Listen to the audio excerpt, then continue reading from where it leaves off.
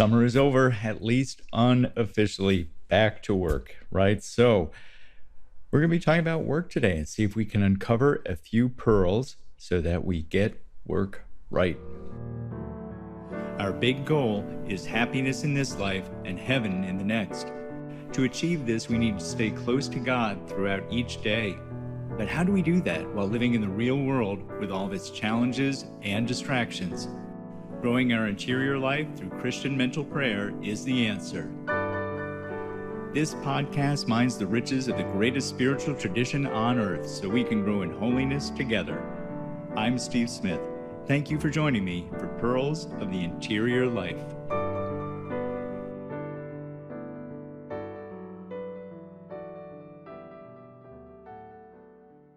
Welcome to this episode of Pearls of the Interior Life. Thank you for making this time for the Lord. Always very glad to be a part of that. We're looking at work today. Now we're past Labor Day. School is in full swing, kind of get more back in that work mindset. And it's important that we get work right. In fact, that's a book by Michael Naughton, Getting Work Right. And he takes the teachings of Joseph Piper, which I'm sure I always butcher his name, and his deep and rich teachings on leisure and work. And he builds on that where Professor Piper focuses particularly on leisure. I believe Professor Naughton looks more at work. I highly recommend that if this subject is of interest to you, if work is particularly perhaps an area of challenge for you. We looked at leisure back at the beginning of the summer. Remember that? A couple of eye blinks ago. Here we are, summer's done and gone, although the weather's still pretty nice. We looked at leisure, and it's worth reminding ourselves of a few things about that because we need to get leisure right, to get work right. And then we want to look specifically at work. We want to have some very particular takeaways from this of how do we approach our work in good times and bad, whether work is challenging for us, whether it's going well. There's always opportunities to dig deeper and see how is it that we grow closer to God, closer to who we're meant to be through our work. Let's remind ourselves of leisure, though. Remember, if you were tracking along back in, I think, the beginning of July, maybe end of June, we looked at leisure. We were looking at that leisure is not simply not doing work. Actually, leisure comes before work. It is certainly the greater amongst them, not just maybe in our enjoyment of it, but in its significance for our life. It is the better part. It's quite scriptural, actually, for leisure to come first, and that's certainly the Sabbath rest. Even when Christ says, give to Caesar what is Caesar's, give to God what is God's. Our work will always have an element of giving to Caesar in it. Our leisure will not. Our leisure, if we get it right, is always an act of completely giving ourselves over to God. So leisure, it said, is not simply not doing work. Leisure is making ourselves available to the Lord. And so it's meant to be something to which we give the best of ourselves, but in a very passive way. And so it's not just not doing work. You're not doing work. That's just another word for sloth, for slacking off. Leisure is giving the best of ourselves to God by being present with Him, being still. We looked at this scripture, be still and know that I am God. And we had a couple things to say about that. First, it says, be still. And that's be still as in become stillness itself. It's not just be still. The analogy I had from when I was a kid, when my parents would just tell me to be patient. If we were doing something I didn't want to do at the time, probably including going to church many days. Fortunately, they made me go anyway. But I was not a patient person. Yes, under the threat of tyranny of my parents, I might be able to pull it together and just not fidget for too long. That didn't make me patient. To become patient is to grow in that virtue. Well, to be still, it's not just sitting still. It's literally to become stillness, to have that interior quiet, that interior relationship with God, who is that source of quiet, who is that source of peace. Just like Christ, who said Christ, He could be in the midst of all manner of chaos, especially during His passion leading up to it. But He still had that interior peace, that interior quietude. Why? Because He was always spending so much time one with the Father in silent prayer, before any major event. We just, in our readings, we had Christ calling the 12, but before that, what did he do? He spent all night in prayer with the Father.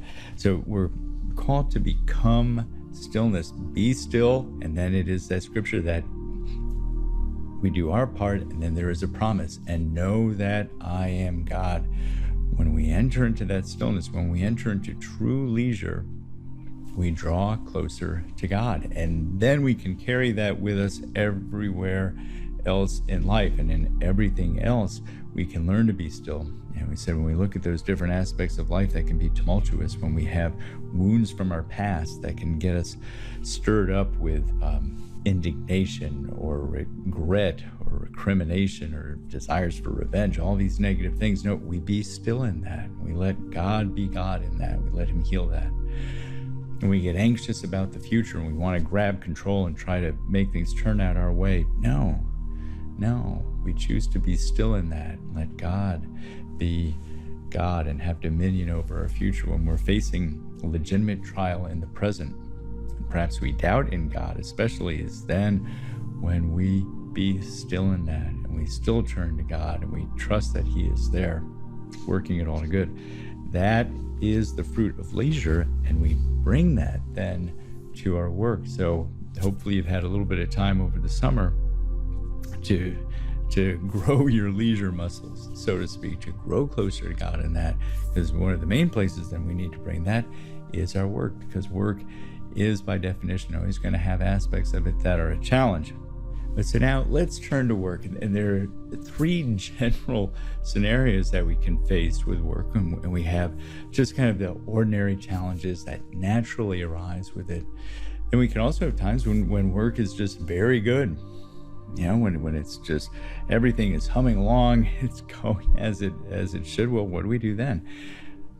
And then finally, we have those cases where work is truly across and perhaps disordered. Maybe we really should be looking for a change.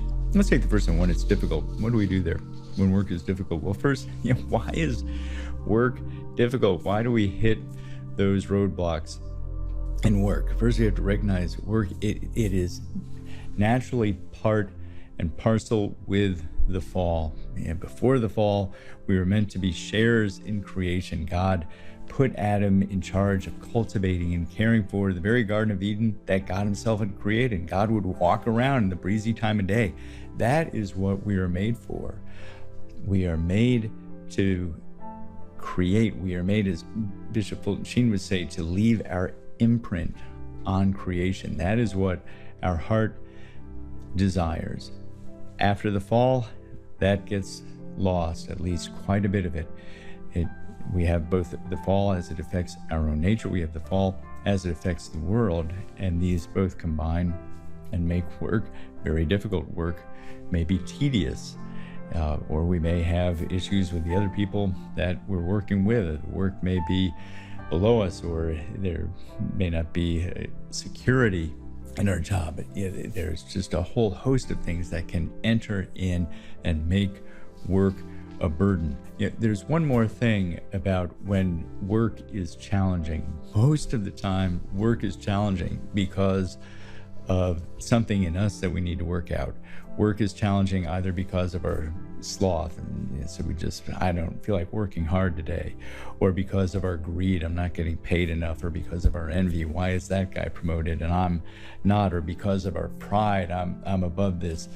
And so work can become a magnificent place if we're willing to receive it that way, a magnificent place for us to work out our core wounds, those sins that we're particularly susceptible to. They tend to come out, they tend to be amplified in that work setting. And now we see them. Now we start chipping away at it.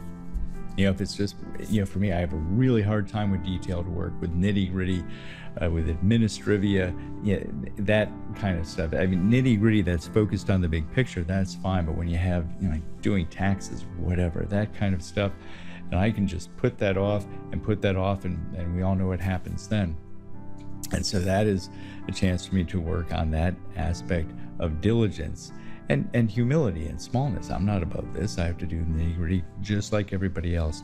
But work can be a marvelous source of growing in holiness, in that it points out those foibles and challenges that we all have. And what do we do? And the answer here, we offer it up. This is where we have to start with leisure, with becoming that stillness, with drawing close to God. Because it can't be just some impersonal, offering it up to the universe. That doesn't work. That doesn't satisfy our soul. It has to come from a much deeper place where we are offering it up to God and for the benefit of our neighbor, where when we have a particularly hard day, where we can be having that person in mind. I pray that this is releasing grace in their life, or just generally, Lord, I offer this to you, but I know it's opening up grace somewhere for someone in the world. And on a side note, I want to comment that, the secular world cannot explain this. They try to explain our desire for meaningful work as something that comes out of evolutionary psychology. Yet it just doesn't cut it. It completely misses it. Our desire for meaningful work, again, is our desire ultimately for relationship, because we were meant to share in God's act of creation. That is what is written into us. And this is why, by the way, nothing ever satisfies when people look at work as the end in of itself. There is not enough money, there's not enough power for it. At time, it may be diverting and distracting, but what happens then? There's the desire for more. There's the desire for more, because the point is, the only thing that truly satisfies is that relationship with God. When we connect our work with that relationship with God, now there is power there. That doesn't mean there aren't going to be challenges, and as we'll see in a moment, some of them may be quite legitimate, and maybe we need to leave the work that we're in. But when the ordinary challenges come in, this is where we have to be very close to God to be able to weather them, and weather them well, and not have them weigh us down. And we have to find meaning. That Jose Maria Escriva would say again and again, how we sanctify ourselves in our work, in just those ordinary, mundane, routine moments of the day. Because it's so easy for us to just go off one way or another, just in our mind, in our imagination, who knows where, and to start becoming distracted from God in those moments. No, that's when we have to turn to God. Okay, what about the reverse of that? What about when work seems to be going well? That whole line, when you find when you're doing what you love, you never have to work again. Well, what do we do then? Well, first, you offer that up too, a sacrifice of praise. Instead of, in the other one, when work isn't going well, that's a sacrifice of self, growing in mortification. Well, now we offer it up as a sacrifice of praise, still taking that time to recognize all good things come from God. Here's the real trick, though. Here's the takeaway for today. The real sacrifice is detachment, to detach ourselves from the outcome. When things are going well, it's easy just to kind of want to ride that wave and to get caught up in that and start having these grandiose visions. So this is just going to keep going and getting better and better and bigger, however we define that. And the challenge here is, again, to detach ourselves. Even the extreme example is Abraham and Isaac. And it wasn't labor, but it's that idea of attachment, that Abraham was even willing to sacrifice his firstborn son. Some people love their work, especially business owners, more maybe than they love their children, heaven forbid. But it's that idea of sacrifice. So we must detach ourselves from the outcome. There's nothing wrong with wanting our work to be fruitful and productive and successful. We're told in Scripture to pray for that. Lord, make good the work of my hands. Bring me success in this work. Here's the trick, that word good. Only God ultimately knows what the greatest good is. And in some cases, maybe the greatest good is for whatever project we're working on not to turn out the way that we desire it. And then we trust that God has something greater. Maybe it's just for our own growth in humility and littleness, or we learn to grow in trust in God, or there's just some other dynamic we're completely unaware of this side of the veil. Maybe we'll get to know it on the other. But that type of detachment, in the follow-up emails, we'll have some stories of heroic detachment to motivate or maybe terrify us. You can be the judge. The third is that scenario if work is truly a harmful place for us, both physically and spiritually. Maybe there's a very oppressive environment, maybe abusive. Here it is a time to grow in discernment. And in the weeks ahead, we'll probably return back to that, particularly the tools of Ignatian discernment. In the 30 Days to Christian Meditation retreat, we go through that in more detail as well. But then it is a time to learn to really listen to God, to discern. Because it's easy when work isn't to our liking to just want to go off on our own and say, I need to change. And it's really driven more by self. But are we now in a circumstance where we really do need to make a change for whatever the reasons may be, or maybe work is not conducive to our family life and our commitments to our spouse, to our children, whatever it may be. In the hierarchy of vocations, it's God first, then whatever our vocation is, whether it's religious vocation, married life, or consecrated single life. For most of us, it's family life. And if work is work then only is at the service of that comes down much further on the list.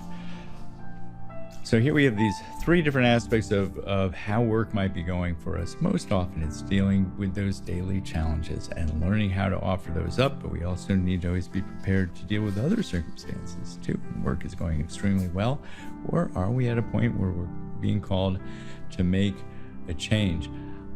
Either way, work is a gift from God. There is still very much that aspect of sanctification, of participating in God's good work in creation and maintaining it. May we be able to receive it that way.